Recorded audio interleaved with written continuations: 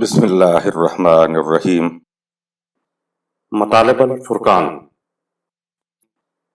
سورۃ الدہر، نمبر 76۔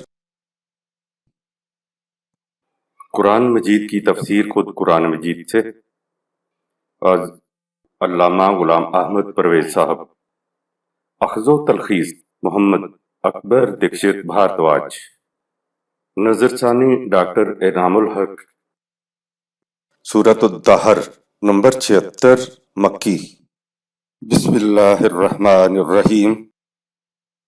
اے اللہ، میری تمام تر کوششوں کا مقصد ربوبیت عامہ کے لیے تیری صفات کو بانداز رحمانیت و رحیمیت معاشرے کے اندر ظہور میں لانا ہے۔ ابتدائیہ 29ویں پارے میں یہ بات تسلسل کے ساتھ چلی آ رہی ہے کہ تمہارا غلط نظام، غلط روش زندگی تباہ کن نتائج پیدا کرے گا۔ وہ نتائج اس دنیا کی زندگی میں سامنے آئیں یا اس کے بعد کی زندگی میں سامنے آئیں، لیکن آئیں گے ضرور، کیونکہ زندگی اس دنیا سے اس دنیا تک مسلسل چلتی ہے۔ موت سے اس کا خاتمہ نہیں ہوتا۔ ظہور نتائج کا لمحہ چاہے اس دنیا میں آئے یا اخروی دنیا میں، اس کو تو قیامت یا حشر کہتے ہیں۔ مخالفین اعتراض کرتے تھے کہ مرنے کے بعد جب ہڈیاں تک گل سڑ جائیں گی تو پھر انسان کو دوبارہ کس طرح زندہ کیا جائے گا؟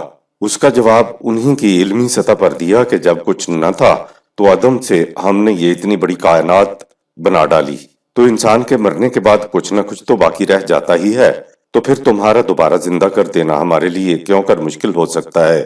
قرآن نے یہ نہیں بتایا کہ اخروی زندگی میں انسان کا کیا پیکر یا جسم ہوگا، اس کی کیا شکل و صورت ہوگی۔ یہ اس لیے نہیں بتایا کہ ہم اپنے دنیاوی شعور کی سطح پر اخروی زندگی کے متعلق کچھ سمجھ نہیں سکتے۔ اسی لیے خدا نے اخروی زندگی سے متعلق ساری بات تمثیلی انداز میں کی ہے۔ قرآن نے تو جنت اور جہنم کو بھی تمثیلی انداز میں بیان کیا ہے۔ جب قرآن آگ کہے تو وہ ہمارے چولہے والی آگ نہیں ہے، بلکہ وہاں کی آگ کو تمثیلی سمجھو۔ یہ تو اخروی زندگی سے متعلق بات ہوئی۔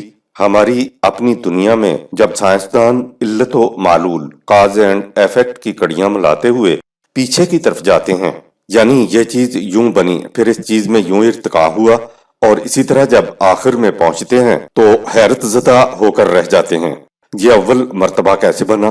دنیا کا بڑے سے بڑا سائنسدان بھی جواب نہیں دے سکتا کہ کائنات اور ہم عدم سے کیسے وجود میں آئے۔ آیت نمبر 1۔ هل أتى على الإنسان حين من الدهر لم يكن شيئا مذكورا؟ کیا وقت کے زمانے الدہر میں انسان پر ایسا وقت نہیں گزرا جب وہ انسانی وجود میں نہ تھا، یعنی تم کہنے کے قابل نہ تھا۔ مذکورہ، اردو میں مذکور کے معنی قابل ذکر یا جس کا ذکر پہلے ہو چکا ہوتے ہیں، لیکن عربی میں مذکور کے معنی ہے وہ جو خود اپنے وجود میں موجود ہو، یعنی سیلف ایگزسٹنس، جیسے خدا سیلف ایگزسٹنس ہے۔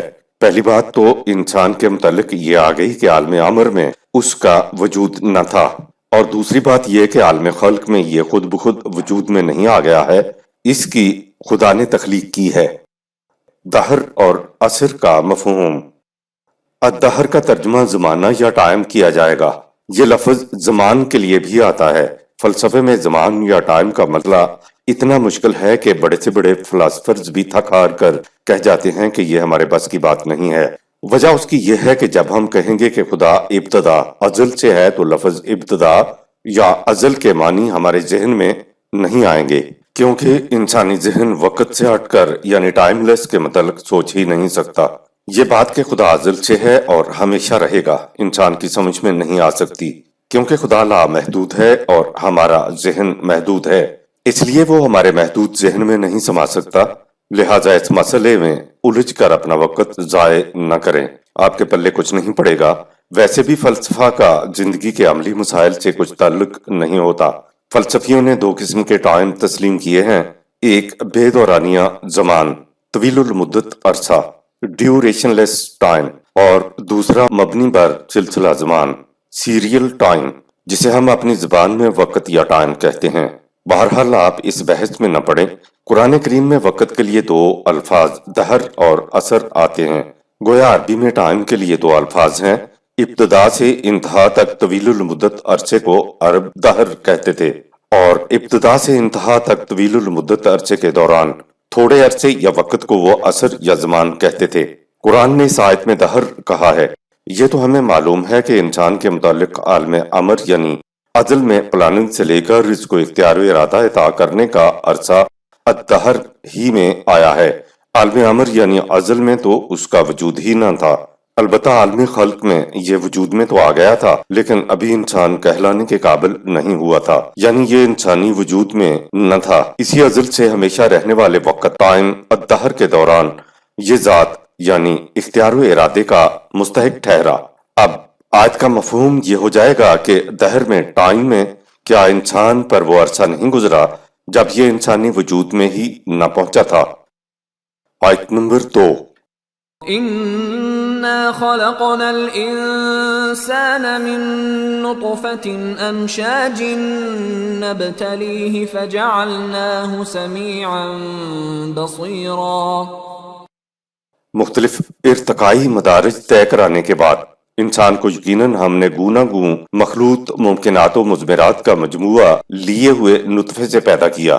رحم مادر میں اس نطفے کو مختلف پہلو بدلوائے، یعنی ارتقائی گردشیں دیں، تاکہ یہ صاحب بصیرت و سماعتی انسان بن گیا اور مخاطب کرنے کے قابل ہو گیا۔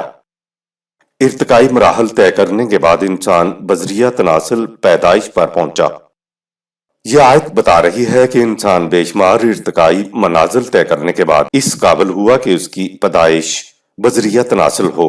اسی آیت میں نطفے کو رحم مادر میں ارتقائی منازل طے کرانے کے بعد ذکر ہے کہ فَجَعَلْنَاهُ سَمِيعًا بَصِيرًا، اس کو سماع و بصر یعنی اختیار و ارادہ عطا کر دیا۔ سماع و بصر یعنی ذات عطا ہو جانے کے بعد پھر یہ انسانی پیکر میں آیا اور انسان کہلانے کا مستحق ٹھہرا۔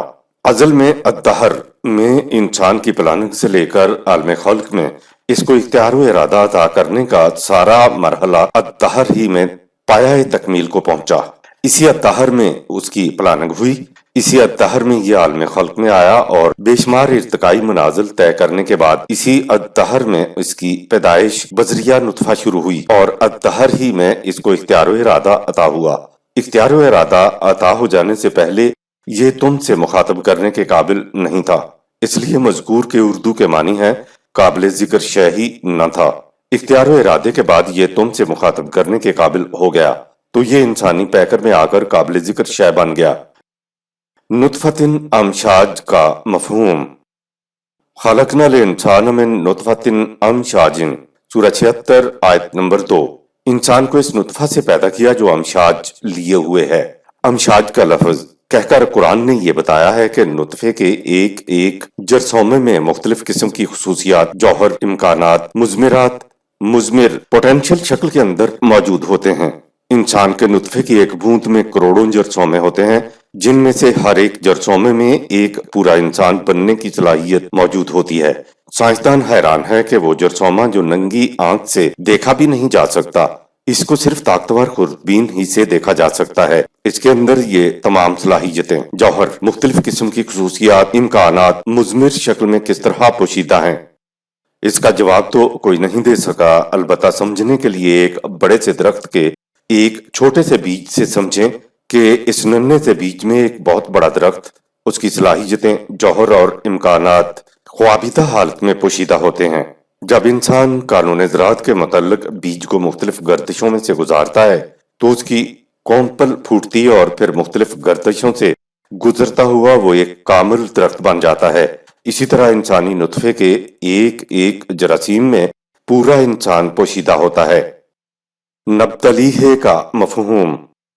اس لفظ کے معنی ہے پہلو بدلنا، گردش کرنا، مضمر شے کی نمود ہو جانا، یعنی بے اختیار و ارادہ اشیاء کو اس طرح ارتقائی گردشیں دینا، پہلو بدلوانا کہ اس کے اندر وہ پوشیدہ جوہر، خصوصیات، امکانات وغیرہ ابھر اور نکھر کر سامنے آ جائیں جو علم الہی میں پہلے سے موجود تھے۔ شے کے اندر جوہر، خصوصیات، امکانات پوشیدہ ہوتے ہیں، جس طرح بیج کے اوپر مثال دی گئی ہے۔ جن اشیاء میں اختیار و ارادہ نہیں ہوتا ان کو مختلف گردشوں سے گزارنے سے انسان کو معلوم ہو جاتا ہے کہ اس کے اندر کیا پوشیدہ تھا جو ابھر کر سامنے آیا ہے۔ لیکن خدا کو تو ارتقائی گردشیں دیے بغیر ہی بے اختیار و ارادہ اشیاء کے مضمرات کا علم ہوتا ہے۔ مثال کے طور پر دہی کے اندر کتنا مکھن پوشیدہ ہے، اس کو بلونے ہی سے انسان کو معلوم ہوتا ہے، لیکن خدا کو تو بلونے سے پہلے ہی یہ علم ہوتا ہے کہ دہی میں کتنا مکھن ہے۔ انسان صاحب اختیار و ارادہ ہے، اس لیے اس کا معاملہ ذرا مختلف ہے۔ انسان کے ذہن میں ہر لمحہ خیالات، پلاننگ آتی رہتی ہیں، تبدیل بھی ہوتی رہتی ہیں۔ انسان کے ذہن میں جو خیال یا پلاننگ آ چکی ہے وہ شے ہے۔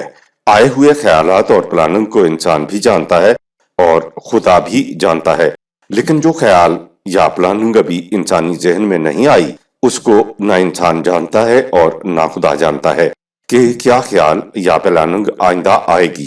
جس خیال یا پلاننگ کو رد کرنے کا انسان میں ارادہ پیدا نہیں ہوا اس کے متعلق نہ انسان جانتا ہے اور نہ خدا جانتا ہے کہ اس کو رد کیا جائے گا یا قبول کیا جائے گا۔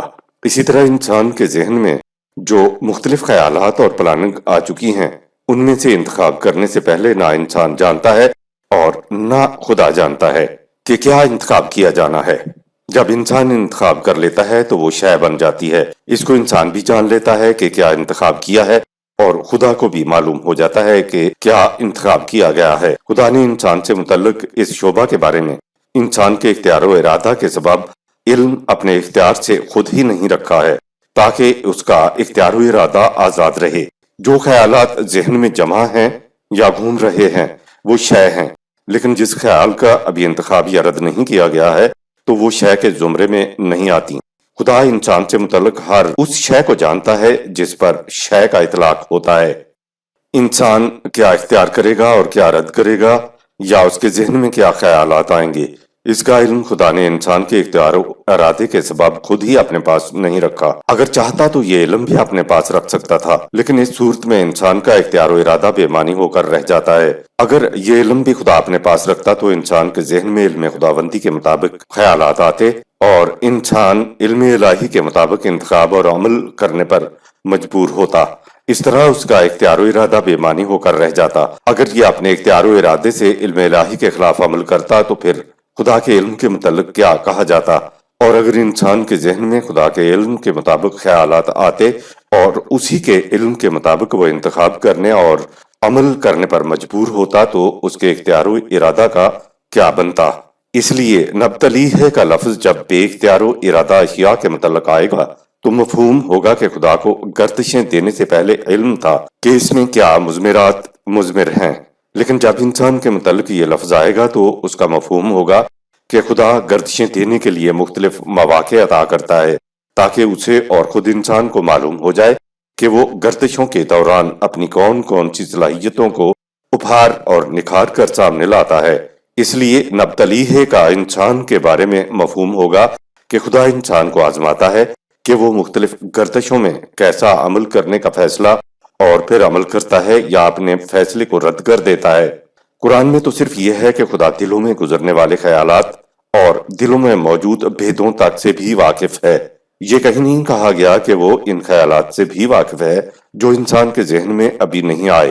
دل میں موجود خیال یا دلوں میں موجود بھید شے کے زمرے میں آتے ہیں، اسی لیے خدا اور انسان دونوں ان سے واقف ہوتے ہیں، لیکن جو خیالات ابھی ذہن میں آئے ہی نہیں اور نہ ہی ان کا دلوں میں گزر ہوا ہے، یا جو انتخاب بہت سے امکانات میں سے ابھی ہوا نہیں یا جو انتخاب ابھی رد نہیں ہوا ہے، تو وہ شے کے زمرے میں نہیں آتے۔ خدا نے خود کہا ان اللہ علی کل شیء قدیر، خدا نے تمام شے کی قدریں بنائی ہیں اس لیے ان سے واقف ہے، لیکن جو شے ابھی شے کے زمرے میں نہیں آتی ہے اس کی قدریں بھی نہیں بنائی ہیں۔ جو ابھی شے نہیں ہے وہ انسان کے ذہن میں آ کر شے بن جاتی ہے، جو انتخاب کر لیا جاتا ہے وہ شے بن جاتی ہے، اور اسی طرح جس انتخاب کو رد کر دیا جائے وہ شے بن جاتی ہے۔ لیکن جو خیال ابھی ذہن میں نہیں آیا یا خیالات میں سے جس کا انتخاب ابھی ہوا نہیں اور انتخاب جو ابھی رد نہیں ہوا وہ شے نہیں ہے۔ اللہ ہر شے سے واقف ہے کو سمجھنے کے لیے سب سے پہلے دیکھنا ہوگا کہ شے ہوتی کیا ہے۔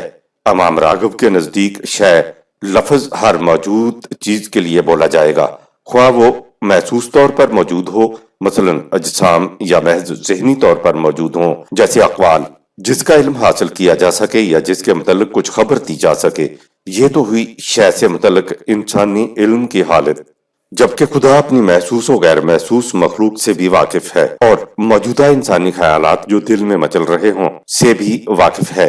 شے کا اطلاق ہر اس موجودہ چیز پر ہوتا ہے جو تخلیق پا چکی ہو، یہاں تک کہ دل میں مچلنے والے خیالات تک پر بھی شے کا اطلاق ہوتا ہے، کیونکہ وہ انسان کے عالم امر سے نکل کر خیالات، میلانات اور رجحانات کی شکل میں تخلیق ہو چکے ہوتے ہیں۔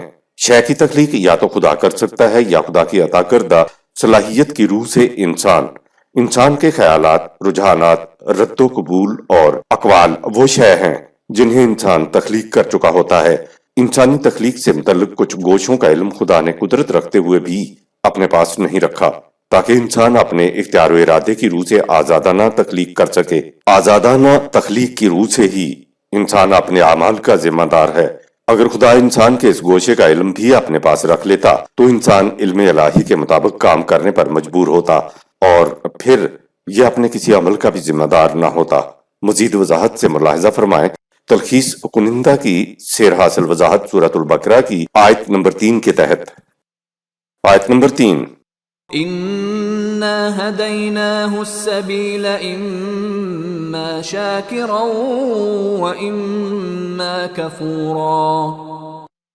ہم نے بذریعہ وحی اسے زندگی بسر کرنے کی راہ سجھا کر آزاد چھوڑ دیا کہ یہ چاہے تو ہماری سجھائی ہوئی راہ پر چل کر اپنی خوابیدہ صلاحیتوں کو مشہود کر کے بھرپور فائدہ اٹھائے، اور چاہے تو ہماری راہ پر چلنے سے انکار کر دے اور نقصان اٹھائے۔ سورہ 90 آیت نمبر 10۔ انسان اپنی عقل و بصیرت سے زندگی بسر کرنے کے لیے صحیح رہنمائی نہیں پا سکتا، اس لیے خدا نے رہنمائی دینے کے لیے وہی بذریعہ انبیاء کا سلسلہ شروع کیا جو محمد صلی اللہ علیہ وسلم پر ختم ہوا۔ آیت نمبر 4، إنا أعتدنا للكافرين سلاسل وأغلالا وسعيرا۔ یقیناً ہم نے کفار نظام خداوندی کے مخالفین کے لیے طوق و سلاسل اور تباہیاں اور بربادیاں تیار کر رکھی ہیں۔ طوق، زنجیریں اور تباہیاں اور بربادیاں اخروی قیامت میں بھی کفار کے سامنے آئیں گی، لیکن یہ صرف قیامت کی بات نہیں ہے، اسی دنیا میں حق و باطل کے مارکوں میں بھی ایسا ہی ہوگا۔ اس کے علاوہ غلط نظام میں زندگی بسر کرنے والے زبردستوں کے غلام ہوتے ہیں، قدم قدم پر بیڑیوں، زنجیروں، ہتھکڑیوں اور طوق میں جکڑے ہوئے ہوتے ہیں۔ دوسروں کی عائد کردہ بیڑیاں، زنجیریں، ہتھکڑیاں اور طوق سے تو انسان نفرت کرتا ہے، ان کو توڑا بھی جا سکتا ہے، لیکن جن کو یہ اپنے اوپر خود عائد کر لیتا ہے تو پھر ان کو نہیں توڑا جا سکتا۔ ہمارے ہاں کفر اور کافر کے معنی ہندو وغیرہ لیے جاتے ہیں۔ غلط نظام میں یعنی غیر خداوندی نظام میں زندگی بسر کرنے والوں کو تو ہمارے ہاں کافر سمجھا ہی نہیں جاتا، حالانکہ غیر خداوندی نظام میں انسانوں کی محکومی اور محتاجی میں زندگی بسر کرتے ہیں، اور اسی سے طوق و سلاسل اور سعیر پیدا ہوتی ہیں۔ آیت نمبر 5، إن الأبرار يشربون من كأس كان مزاجها كافورا۔ ہاں، ابرار لوگ ایسی شراب کے جام نوش کریں گے جس میں حدت کم کرنے کے لیے کافور ملا ہوگا، تاکہ انسان کے جذبات مشتعل نہ ہوں اور وہی کتابیں رہیں۔ اطاعت، اتباع اور ابرار کا قرآنی مفہوم۔ اطاعت کا مادہ توئے واو عین ہے، وہ پکی ہوئی کھجور جو از خود اوپر سے نیچے ٹپک جائے، اس کو اطاع النخل کہتے ہیں۔ جو کھجور خوشے یا تنے کو ہلانے سے گرے اس کو اطاع النخل نہیں کہتے، لہٰذا برضا اور رغبت اپنے اختیار و ارادے سے خدا کے قوانین کی محکومیت اختیار کرنے کو اطاعت کہتے ہیں۔ اس میں قانونی تقاضے پورے کرنا آ جاتا ہے۔ دوسرا لفظ اتباع ہے۔ بکری، گائے یا اونٹ کا نوزائیدہ بچہ اپنی ماں کے پیچھے بغیر بندھے ہوئے محض ماں کی کشش سے چلتا چلا جاتا ہے۔ ماں بچے کو کوئی حکم بھی نہیں دیتی اور بچہ ماں کے پیچھے چلا جا رہا ہوتا ہے۔ اپنا انتخاب ہے اور ماں کی ایک کشش ہے جو اس کو محسوس ہو رہی ہے، جو اس کو پیچھے پیچھے لیے چلی جا رہی ہے۔ یہ اتباع ہے۔ اتباع محبت اور لگاؤ کے تقاضے پورا کرتا ہے۔ تیسرا لفظ بر ہے۔ یہ لفظ اطاعت اور اتباع سے بھی اہم چیز ہے۔ اطاعت کے اندر تو آپ کسی کے حکم کی اپنی پسندیدگی سے اطاعت کرتے ہیں، اور اتباع میں کسی خارجی کشش کے پیچھے چلنا ہے۔ ان دونوں میں پھر بھی خارج کی چیز ہوتی ہے۔ اطاعت میں خارج سے حکم ہے، जिसे आपने पसंद करके इख्तियार किया और इत्तिबा में खारजी कशिश है। लेकिन इन दो के अलावा एक तीसरी चीज भी होती है। मसलन आप सांस लेते हैं, ये ना खारिज से किसी के हुक्म की अताअत है और ना खारिज से कशिश की वजह से सांस लेते हैं। ये क्या चीज है? ये जिंदगी को बरकरार रखने की आपको पूरी आजादी है, वरना आप अपने आप को फांसी भी लगा सकते हैं। जिंदगी को बरकरार रखने के लिए सांस का अमल आजादी के साथ खुद ब खुद जारी रहता है। मुकम्मल आजादी के साथ जब इंसान से खुदा की मंशा के ऐन मुताबिक काम सरजद होने लगे तो उसको अरबी में बिर कहते हैं। अतात में बरजा और रगबत खुदा के आकाम की महकूमियत आती है तो इत्तबा में खारजी कशिश, लेकिन बिर में तो खुदा की महकूमियत भी नहीं आती। इंसान वैसा बन जाता है जैसा कि खुदा उसको बनाना चाहता है कि ये बन जाए जो खुदा चाहता है कि तुम बन जाओ। कुरान तुम्हें वो बना देता है। पिछली आयत में कुफार के लिए बेड़ियों, जंजीरों, हथकड़ियों और तौक का जिक्र था। इस आयत में कुरान कुफार के बिलमुकाबल इब्रार लफ्ज लाया है। इब्रार वो होते हैं जो कवानीन खुदाबंदी यानी कुरानी शराब के मुताबिक जिंदगी बसर करके अपनी मुजमिर सलाहियतों में वसअतें और कुशाद पैदा कर लेते हैं, और काफिर वो होते हैं जो अपनी मुजमिर सलाहियतों में वसअतें और कुशाद पैदा नहीं करते। अब इस आयत से आयत 22 तक अबरार लोगों का जिक्र चल रहा है। अबरार का तर्जमा हमारे यहाँ उर्दू में आजाद होता है। अबरार की जिंदगी वो है जिसमें कोई इंसान किसी दूसरे इंसान का महकूम नहीं हो। वो बरजा और रगबत सिर्फ खुदा के अहकाम की महकूमी की जिंदगी बसर करे, यानी बाकी सारी दुनिया की महकूमी से आजाद। काफिर बेड़ियों, जंजीरों, हथकड़ियों और तौक वाले हैं, इसलिए वो अबरार नहीं हो सकते। अबरार तो सिर्फ वही लोग होंगे जिन्हें किसी किस्म की हथकड़ियां और बेड़ियां और तौको सलासिल ना पड़े हुए हों।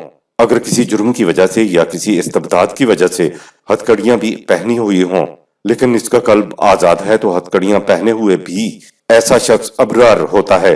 एक खुदा का महकूम दुनिया की हर चौखट से सरफराजी के साथ गुजर जाता है। आज तो किसी अबरार को, किसी बिर को देखने के लिए आंखें तरस गई हैं, जो अबरार की सफ में खड़े होकर पुकार कर कहे, अशहदु अन ला इलाहा इल्लल्लाह, मैं आंखों देखी शहादत देता हूँ इस अमर की कि यहाँ कोई साहिब इक्तदार नहीं स्वाए खुदा के। नबी अकरम सल्लल्लाहु अलैहि वसल्लम ने ऐसा निजाम खुदाबंदी कायम किया कि खड़े होकर दुनिया को पुकार कर शहादत दी कि यहाँ खुदा के सिवा किसी और की महकूमियत इख्तियार नहीं की जाती है। इस आयत से 22 आयत तक दुनिया की जन्नती जिंदगी और आखिरत की जन्नती जिंदगी का तमसीली अंदाज में जिक्र आया है। कुरान की तालीम में काफूर और जंजबील दोनों की तासीरें मौजूद हैं। मिजाजुहा काफूरा, सूरा 76 आयत नंबर 5। पीने को ऐसा मशरूब मिल रहा है जिसमें काफूर मिला हुआ है। काफूर की तासीर ठंडी होती है। काफूर मिला शरबत इसलिए दिया जा रहा है कि अगर मजाज में इश्ताल है, तेजी है, तो वो ठंडा हो जाए। हम तो काफूर उसी को समझते हैं जो मुर्दे पर छिड़का जाता है। काफूर तिब में एक दवाई का नाम है। जब किसी के अंदर हरारत और हिद्दत बढ़ जाए तो एतदाल पे लाने के लिए, ठंडक पहुंचाने के लिए हकीम ऐसे शख्स को काफूर देता है। दरअसल ये मशरूब कुरान ही की तालीमात का है, जिससे इश्ताल और तेजी खत्म होकर इंसान में एतदाल आ जाता है। निजाम खुदाबंदी का इंतजाम करने वालों के मजाज में एतदाल निहायत जरूरी है। कुरान में एक दूसरे मशरूब मिजाजुहा जंजबीला, सूरा 36 आयत नंबर 17 का भी जिक्र है। यानी अगर इंसान की हिद्दत और हरारत कम हो जाने की वजह से सुस्ती और काहली छा जाए और उसको उभार के एतदाल पर लाना मकसूद हो, तो हकीम उसको जंजबील यानी अदरक देता है ताकि इंसान की हरारत बढ़कर एतदाल पे आ जाए और उसकी सुस्ती और काहली दूर हो जाए। कुरान की तालीम इंसानों में हिद्दत और हरारत की कमी को एतदाल पर लाती है। इंसान के इखलाक का मदार उस पे है कि जब जरा हिद्दत और शिद्दत ज्यादा हो, बरहमगी हो, हद से बढ़ने की कोई चीज हो, तो ऐसी कोई चीज हो जो उसकी हिद्दत और शिद्दत और बरहमगी को रोक दे, और जब हिद्दत और हरारत में कमी हो तो वो उसको एतदाल पर ले आए। जब इंसान के मिजाज में ठंडक और हरारत और हिद्दत और हरारत को एतदाल पर लाने वाली शय अहकाम खुदाबंदी हैं, जिनकी हमेशा निगहदाश्त का खुदा हुक्म देता है। कुरानी तालीमात इंसान को एतदाल पर रखती हैं। लगता है कि इन आयात की रोशनी में ही हजरत उमर रजी अल्लाह ताला अन्हु ने अपने गवर्नर को हदायत दी थी कि कमजोर दयानत और कुव्वत वाले बदयानत दोनों से बचकर जिसको चाहो सरकारी मनसब पर मुंतखब कर लेना। लिहाजा ना ज्यादा हिद्दत और हरारत अच्छी है और ना कम हिद्दत और हरारत अच्छी है। قرآن میں انسان کو اعتدال پہ رکھنے کے لیے سامان موجود ہے۔ دراصل کمزوری اور قوت دونوں کو اعتدال پہ رکھنا امن ہے، اور اسی کو جنتی معاشرہ کہا جاتا ہے کہ ذرا قوت بڑھنی شروع ہوئی فوراً کنٹرول میں لا کر اعتدال پر لے آئے، اور ذرا کمی واقع ہوئی تو فوراً اسے بڑھا کر اعتدال پہ لے آئے۔ یہ دنیا کے جنتی معاشرے کا ذکر ہے، جبکہ اخروی جنتی زندگی کے متعلق تمثیلاً سمجھا جائے۔ آیت نمبر 6۔ عینا یشرب بها عباد اللہ یفجرونها تفجیرا۔ یہ مشروب ابرار لوگوں کو اس چشمے سے ملتا ہے جسے خدا کے بندے خدا اپنے دل کی گہرائیوں سے نکالتے ہیں، اور انہیں پورا اختیار ہوتا ہے کہ اس چشمے کا رخ جدھر چاہیں ضرورت مندوں کی طرف کر دیں۔ یفجرونہا تفجیرا، یہ مشروب آتا کہاں سے ہے؟ کہا جنتی معاشرے والے اپنے اندر سے سنگلاخ چٹانوں کو پھاڑ کے یہ چشمہ نکالتے ہیں۔ یہ بات نہیں ہے کہ انسانوں کے اندر کوئی چٹانیں ہیں اور اس میں سے چشمے پھوٹیں گے اور پھر پیالہ بھرا جائے گا اور پیا جائے گا۔ نہیں، یہ تو قوانین خداوندی کے اطاعت کے لیے جھکے ہوئے دلوں کے اندر سے پھوٹنے والا چشمہ ہے، جس میں حرارت کم کرنے کے لیے کافور ملا لی جاتی ہے، یعنی وہ قرآنی آیات سامنے لے آئی جاتی ہیں جن سے اشتعال اور برہم کی ختم ہو اور انسان اعتدال پہ آ جائے۔ اگر حرارت کم ہے تو اپنے سامنے وہ آیات لائی جاتی ہیں جس سے حرارت جوش و ولولہ بڑھے اور انسان اعتدال پہ آ جائے۔ سنگلاخ چٹانوں سے مراد ہے مفاد پرستی پر مبنی جذبات۔ آیت نمبر 7۔ یوفون بالنذر ویخافون یوما کان شرہ مستطیرا۔ یہ ابرار لوگ قوانین خداوندی کے مطابق عائد ذمہ داریوں کو نہایت خندہ پیشانی سے اپنے ذمہ لے کر پورا کرتے ہیں۔ انہیں ہم وقت یہ احساس رہتا ہے کہ اگر ایسا نہ کیا گیا تو چاروں طرف شر پھیل جائے گا، جس سے معاشرے میں فساد ہی فساد رونما ہو جائے گا۔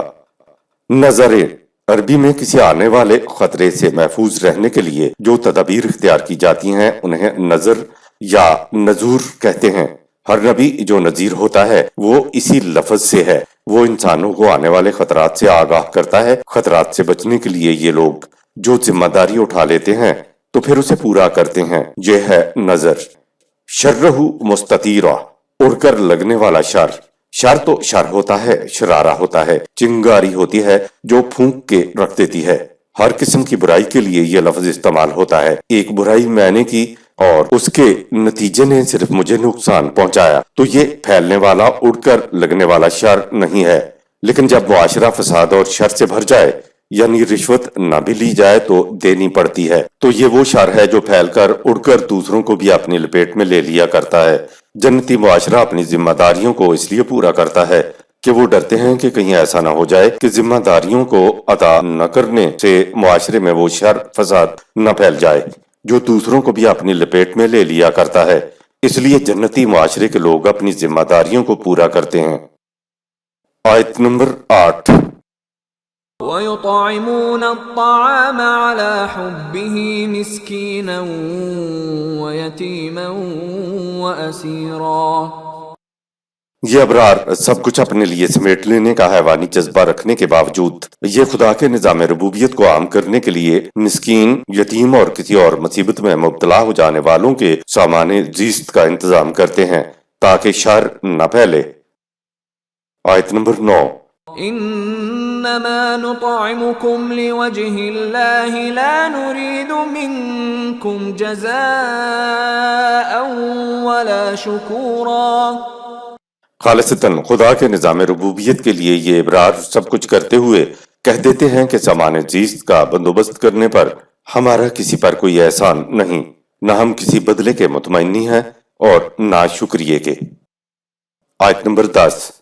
انا نخاف من ربنا یوما عبوسا قمطریرا۔ ابرار کہتے ہیں کہ نظام ربوبیت خداوندی پر عمل پیرا نہ ہونے سے ہم اس لیے ڈرتے ہیں کہ کہیں ہم پر ایک دن پژمردگی اور افسردگی نہ چھا جائے۔ آیت نمبر 11۔ فوقاهم الله شر ذلك اليوم ولقاهم نضرة وسرورا۔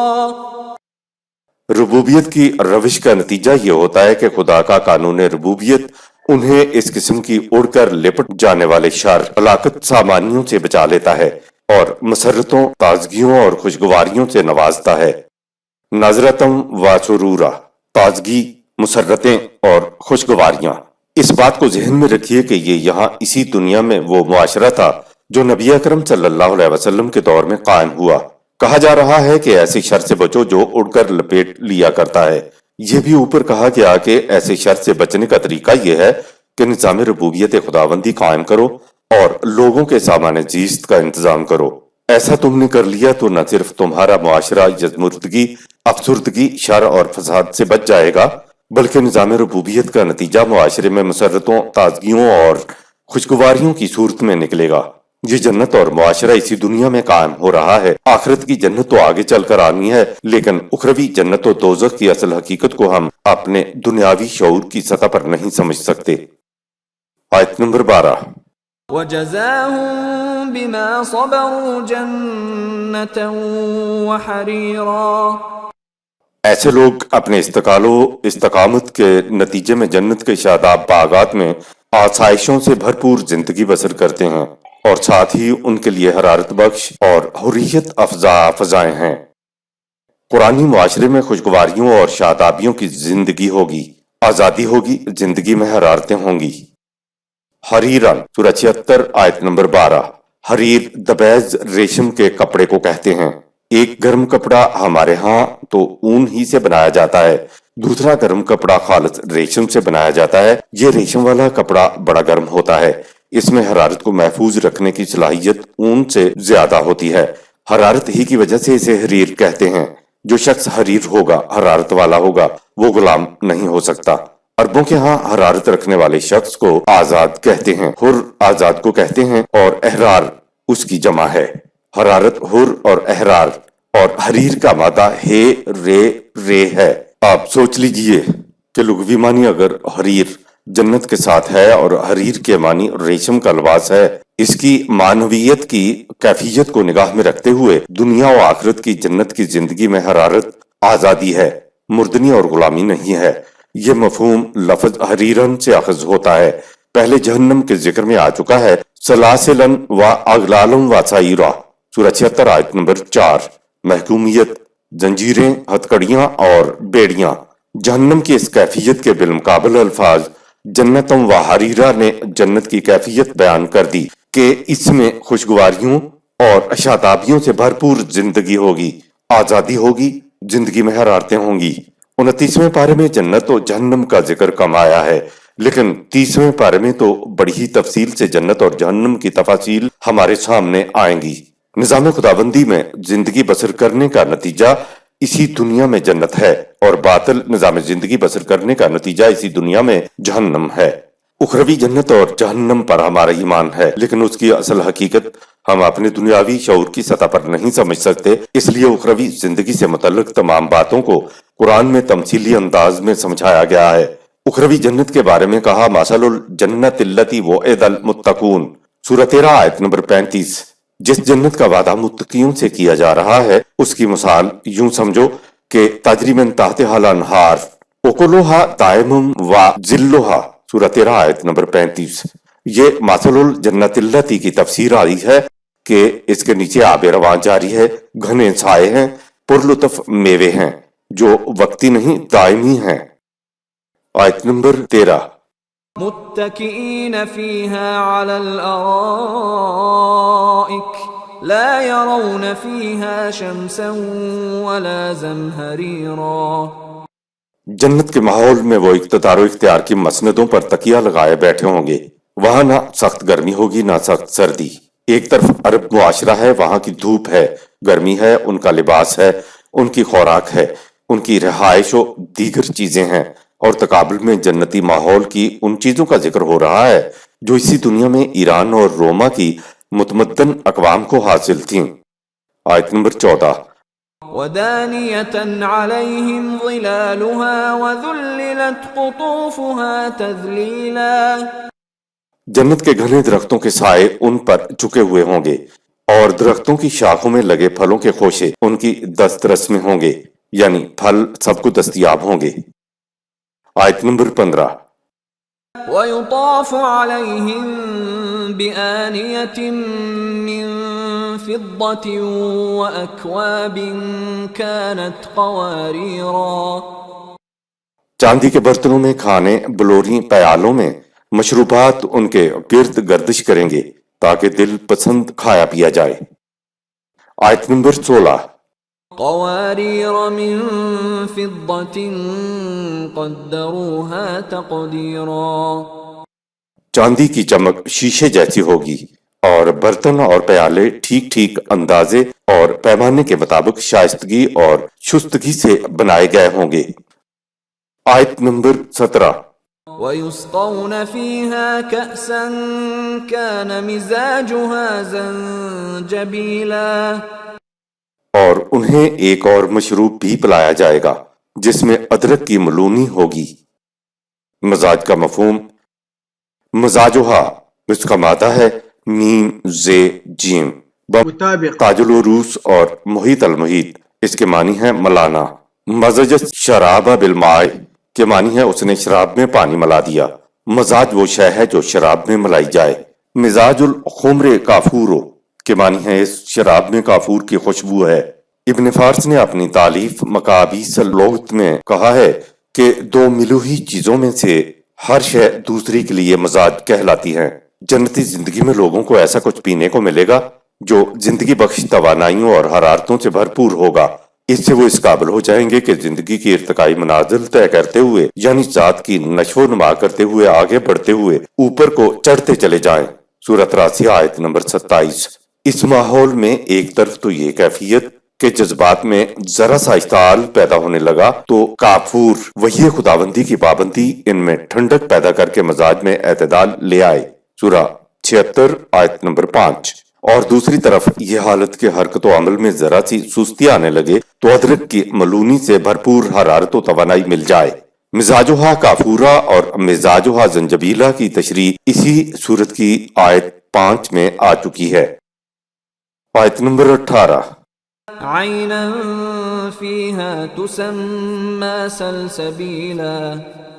یہ زندگی بخش مشروب ایک ایسے چشمے سے ملے گا جو ضرورت مندوں کا راستہ دریافت کرتا ہوا پیچھے سے چلا آتا ہے اور آگے بہے چلا جاتا ہے. سورہ 88 آیت 12. نظام خداوندی سلسبیل ہوتا ہے جو ہر ایک کی ضرورتوں کو پورا کرتا ہے. سلسبیلہ کے معنی ہے وہ جو ضرورت مندوں کے گھر کا راستہ پوچھتا ہوا آگے بڑھتا چلا جاتا ہے. یہ چشمہ کہاں سے آتا ہے؟ ایک دوسرے مقام پر وضاحت ہے کہ ختامہ مسکن وفی ذالک فلیتنافس المتنافسون ومزاجہ من تسنیم. سورہ 83 آیات 26-27. مشروب پر تقویت بخش مشک کی مہریں لگی ہوں گی. یہ ہے زندگی اور توانائی کو بڑھانے والے اسباب و عناصر جن کے حصول کے لیے تمہیں ایک دوسرے سے آگے نکل جانے کی کوشش کرنی چاہیے. مسابقت کا صحیح میدان یہ ہے کہ تم ربوبیت عامہ میں ایک دوسرے سے آگے بڑھنے کی کوشش کرو. سورۃ 83 آیت 26. اس مشروب میں اس چشمے کا ٹھنڈا اور شیریں پانی ملا ہوا ہے جو شرف انسانیت کے بلند ترین مقام سے پھوٹ کر نکلتا ہے اور جو انسانی صلاحیتوں کی بھرپور نشو و نما کر کے انسانیت کو بلند کرتا ہے. سورۃ 83 آیت نمبر 27. آیت نمبر 19. وَيَطُوفُ عَلَيْهِمْ وِلْدَانٌ مُخَلَّدُونَ إِذَا رَأَيْتَهُمْ حَسِبْتَهُمْ لُؤْلُؤًا مَّنثُورًا. ان کے بچے بھی زیورات سے مزین ان کے ارد گرد گھوم رہے ہوں گے. سورہ 56 آیت 17. وہ ایسے حشاش بشاش تر و تازہ تندرست و توانا ہوں گے گویا موتیوں کے دانے ہیں جو بکھرے پڑے ہیں. دنیا میں جنتی معاشرہ کا ذکر. لولون منصورہ. جنت میں ماں باپ اور بیٹے بھی ہوں گے مگر صرف وہی جو دنیا و آخرت کی جنت کے مستحق ہوں گے. قرآن نے نقشہ ایسا کھینچا ہے کہ جی چاہے گا کہ انسان خود بھی جنت میں ہو اور بیوی بچے بھی ساتھ ہوں. اس لیے کہا کہ ان کی نجات کی بھی فکر کرو. جنتی معاشرے میں بچے تنومند توانا خوبصورت اور سعادت اتوار ہوں گے. بچے ایسے نظر آئیں گے جیسے چمکتے موتی ہوں یعنی صحت قابل رشک ہوگی اور صحیح تعلیم و تربیت سے ان کی سیرت صاف و شفاف موتیوں کی طرح پاکیزہ ہوگی. فارسی میں صاف و شفاف چمکدار اور پاکیزہ موتی کو گوہر تابندہ کہتے ہیں اور عربی میں اسی کو لولوان کہتے ہیں. منشورن کے معنی پھیلنا یا پھیلانا ہے.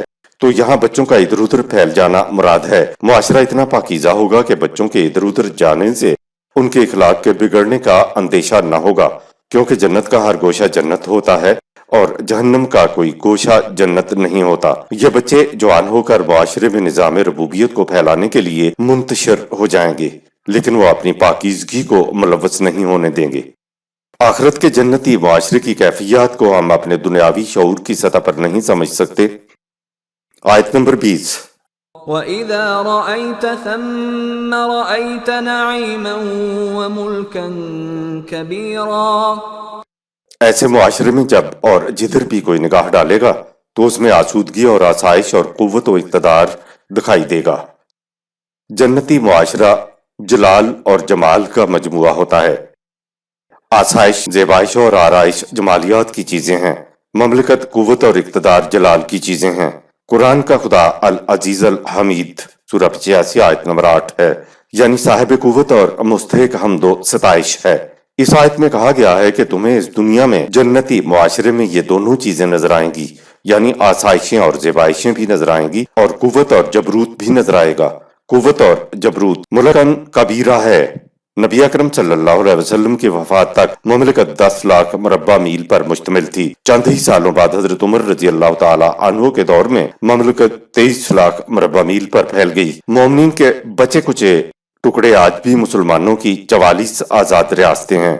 یہ ملکن کبیرہ اور ان ریاستوں میں آسودگی اور آسائش اور قوت و اقتدار کی کچھ نہ کچھ رمق اب بھی باقی ہے۔ آیت نمبر 21۔ عَالِيَهُمْ ثِيَابُ سُنْدُسٍ خُضْرٌ وَإِسْتَبْرَقٌ وَحُلُّوا أَسَاوِرَ مِنْ فِضَّةٍ وَسَقَاهُمْ رَبُّهُمْ شَرَابًا طَهُورًا۔ جنتی معاشرے میں وہ باریک اور دبیز ریشمی کپڑوں میں ملبوس ہوں گے اور ان کے ہاتھوں میں سرداروں کی علامت والے چاندی کے کنگن ہوں گے۔ ان کا رب ان کو وہ کچھ پینے کو دے گا جس سے ان کے قلب و نگاہ میں پاکیزگی پیدا ہو، یعنی وحی کی رہنمائی۔ اصحابر اور شراب طہور کا مفہوم۔ اس لفظ کے معنی ہے بلندی، رفعت، شرف و فضیلت۔ اس لفظ کا مادہ سین واو رے ہے۔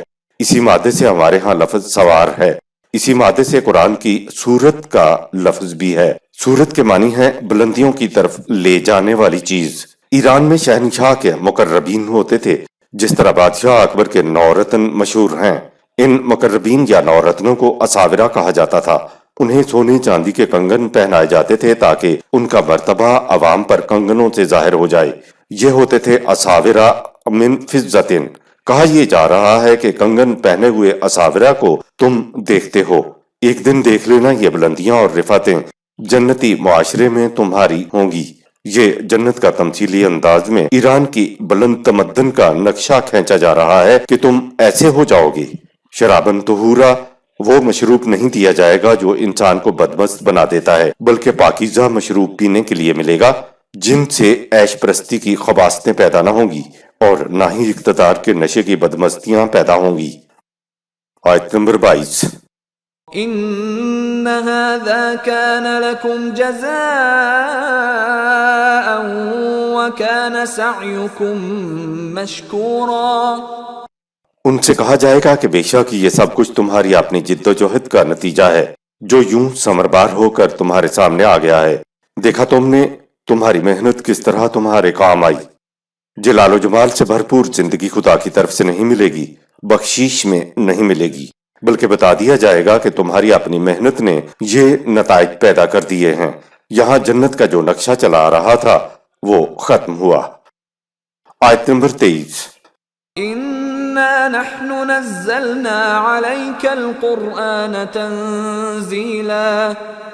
یہ ہے اے رسول وہ جنتی معاشرہ جس کی تشکیل کے لیے ہم نے تجھ پر یہ قرآن بتدریج نازل کیا تاکہ اس پر ساتھ کے ساتھ عمل ہوتا رہے۔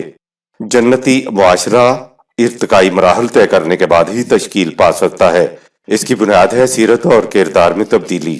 یہ بنیاد قلب و دماغ کے اندر انقلاب لانے سے حاصل ہوتی ہے۔ تبدیلی کے چشمے دل کی گہرائیوں سے پھوٹتے ہیں۔ قوت کے زور پر تو آپ چند گھنٹوں دنوں میں انقلاب برپا کر سکتے ہیں، لیکن وہ قرآنی انقلاب نہیں ہوگا۔ قرآنی انقلاب تو قلب و دماغ میں تبدیلی سے آتا ہے۔ اس انقلاب کے لیے تو انسان سازی پہلے کی جاتی ہے، پھر ضروری ہے کہ قانون کو اس کی حکمت کے ساتھ سمجھا جائے اور قلب و نگاہ کو پاکیزہ رکھا جائے۔ سورہ 2 آیت 129۔ آیت نمبر 24۔ فاصبر لحكم ربك ولا تطع منهم آثما أو كفورا۔ سو اپنے رب کے نظام ربوبیت پر استقامت سے گامزن رہ اور کسی ایسے شخص کی بات نہ مان جس سے غلط راستے پر چلنے سے قوت عمل مزمحل ہو جاتی ہے یا اس کی صلاحیتیں دبی کی دبی رہ جاتی ہیں۔ آیت نمبر 25۔ واذكر اسم ربك بكرة وأصيلا۔ اور بچنے کا طریق یہ ہے کہ صبح و شام یعنی ہر وقت خدا کی صفت ربوبیت کو عام کرنے کے لیے اپنے سامنے رکھ۔ آیت نمبر 26۔ ومن الليل فاسجد له وسبحه ليلا طويلا۔ رات کے وقت میں بھی اسی کے قوانین کے سامنے اطاعت کے لیے جھک اور اپنے پروگرام کی تکمیل کے لیے اپنی پوری صلاحیتوں کے ساتھ منہمک رہ۔ سورہ 73 آیات 1 تا 3۔ آیت نمبر 27۔ ان هؤلاء يحبون العاجلة ويذرون وراءهم يوما ثقيلا۔ جو لوگ تیری مخالفت کر رہے ہیں وہ مفاد عاجلہ کی محبت میں مبتلا ہیں اور ایک ایسے عظیم الشان انقلاب کو نظر انداز کر رہے ہیں جو دنیا و آخرت دونوں کی خوشگواریوں کا ضامن ہے۔ سورہ 75 آیت نمبر 20۔ آیت نمبر 28۔ نحن خلقناهم وشددنا أسرهم وإذا شئنا بدلنا أمثالهم تبديلا۔ ہم نے ہی انہیں انسانوں کو پیدا کیا اور ان کے جسموں میں استحکام اور مضبوطی بھی ہماری عطا کرتا ہے، لہٰذا ہم اس پر پوری طرح قادر ہیں کہ اپنی مشیت کے مطابق مرنے کے بعد ان کو کسی اور شکل میں پیدا کر دیں یا اسی دنیا میں ان کی جگہ کوئی اور قوم لے آئیں۔ یہ جو اوپر کہا گیا ہے وہ صرف عرب کے لوگوں ہی سے نہیں کہا گیا ہے بلکہ ہمارے لیے بھی کہا گیا ہے کہ اے ایمان کے مدعیو، اے مسلمان کہلانے والو، اگر تم نے یہ نظام قائم نہ کیا تو تمہاری جگہ دوسری قوم آ جائے جو پھر نظام خداوندی کو قائم کرے گی۔ آیت نمبر 29۔ ان هذه تذكرة فمن شاء اتخذ الى ربه سبيلا۔ بلا شبہ اس ضابطۂ حیات کو ہم بطور نصیحت تمہارے سامنے پیش کر رہے ہیں، سو جس کا جی چاہے وہ اس سے عبرت حاصل کر کے وہ راستہ اختیار کر لے جو اسے خدا کے نظام ربوبیت کی طرف لے جائے۔ فمن شاء، جس کا جی چاہے۔ آیت نمبر 30۔ وما تشاءون الا ان يشاء الله ان الله كان عليما حكيما۔ ان سے کہہ دو کہ تم اپنے اختیار و ارادہ کو قانون خداوندی سے ہم آہنگ کر لو، جب تم ہم آہنگ ہو جاؤ گے تو تم وہی چاہو گے جیسا قانون خداوندی کا منشا ہے۔ ہم آہنگ اس لیے ہو جاؤ کہ خدا کا قانون علم و حکمت پر مبنی ہے۔ سورہ 74 آیت 56، سورہ 81 آیت 29۔ دنیا و آخرت میں ہم آہنگی کی وجہ سے اہل جنت وہی چاہیں گے جو خدا کی منشا کے مطابق ہوگا۔ اس آیت کا مذہبی ترجمہ یہ ہے کہ یہ انسان تو خود کچھ چاہ ہی نہیں سکیں گے، یہ تو چاہ وہی سکیں گے جو خدا چاہے گا۔ اس ترجمے نے قرآن کی ساری تعلیم کو ڈھیر کر کے رکھ دیا ہے۔ قرآن کریم انسانوں کے لیے ہے اور انسان نام ہے اس کے اختیار و ارادے کا۔ اگر اس میں سے اختیار و ارادہ نکال دیا جائے تو یہ محض حیوان رہ جاتا ہے۔ جب یہ کہا جائے کہ انسان صرف وہی چاہ سکتا ہے جو اس کے متعلق خدا چاہے تو پھر انسان کا اختیار و ارادہ کہاں گیا؟ وہ سلب ہو گیا اور یہ حیوان رہ گیا۔ اور قرآن حیوانوں کے لیے نہیں ہے، مذہب کے نزدیک خدا کی ایک صفت المضل بھی ہے، یعنی گمراہ کرنے والا، حالانکہ گمراہ کرنا شیطان کا کام ہے نہ کہ خدا کا۔ شیطان تو گمراہ کرتا ہے اور خدا بھی یہی کام کرے تو پھر ان دونوں میں اس کے سوا اور کیا فرق رہ جاتا ہے کہ خدا زیادہ قوت والا ہے اور شیطان کم قوت والا ہے۔ مذہبی ترجمہ بالکل غلط ہے۔ عربی گرامر کی روح سے اس کا صحیح مفہوم یہ ہے کہ تمہیں چاہیے کہ تم وہی کچھ چاہو جو خدا چاہتا ہے کہ تم چاہو۔ خدا کے چاہنے کے مطابق چاہنے کو خدا کے قوانین سے ہم آہنگ ہونا کہتے ہیں۔ آیت نمبر 31۔ يدخل من يشاء في رحمته والظالمين أعد لهم عذابا أليما۔ اپنے اختیار سے قانون سے ہم آہنگ ہونے والوں کو خدا اپنی رحمت کے سائے تلے لے آئے گا، لیکن جو اپنے اختیار سے خدا کے قانون سے ہم آہنگ نہیں ہوں گے تو یہ ظلم و سرکشی ہے۔ اور یاد رکھو، جو لوگ ظلم و سرکشی اختیار کر لیتے ہیں ان کے لیے ہمارے قانون مکافات نے تباہیوں اور بربادیوں کا علم انگیز عذاب تیار کر رکھا ہے۔ صدق اللہ العظیم۔ یہاں سورہ الدہر اختتام پذیر ہوئی۔ شکریہ۔